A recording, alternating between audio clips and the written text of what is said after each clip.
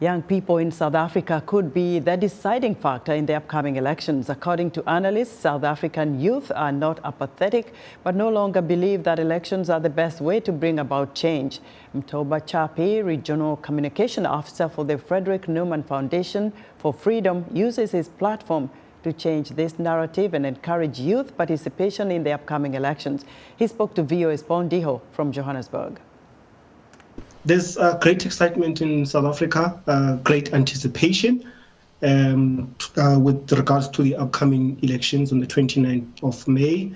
The date was only recently announced, so everybody is starting to get into the excitement mode. A few of the political parties that are going to be campaigning or participating in the elections have already launched their manifesto. There's a massive drive to try and get the youth to participate in these elections.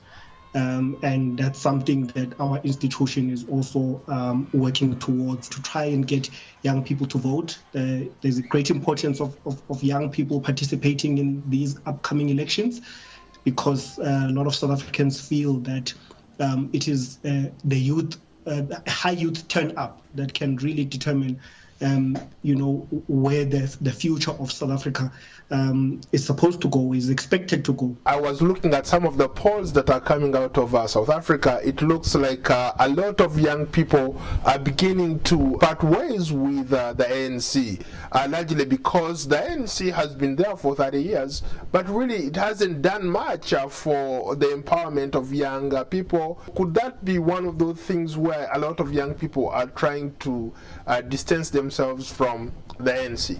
A lack of youth participation in the country and how the country is run and how the country moves forward. And that's not because the youth don't want to take part. It's just because the opportunities are just not there.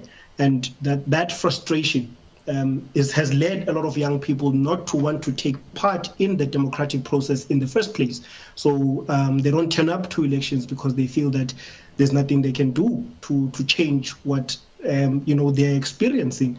But it's actually the other way around. It's them turning up to vote and deciding on who they feel is the right candidate, to listen to them, that can open up spaces that are going to create opportunities for young people. What does it take really to listen to the youth and understand where they're coming from? The challenge that the African continent has is that if you go to a General Assembly at the African Union headquarters, you're going to find a gentleman's club of old men. And these people who some would say are still living in a different part of the world. We, the young people, and I consider myself a young people because I am, are thinking about what's going to be happening in Africa in 2030, 2040, 2050. The consideration or the realization that in the year 2030, half of Africa's population is highly likely going to be urbanized. And that means that we need to think about what we are going to do and to develop our cities, to develop our economies, to be part of the global process. And in that regard, they are out of touch, considered by many young people. They're out of touch of the realities that are faced by the youngest continent in the world in terms of a median age group. And that's the biggest problem. It's just that they don't see things the way that young people are seeing them. And young people are thinking about more than just tomorrow. Mthoba Chapi is the Regional Communication Officer for the Friedrich Naumann Foundation for Freedom.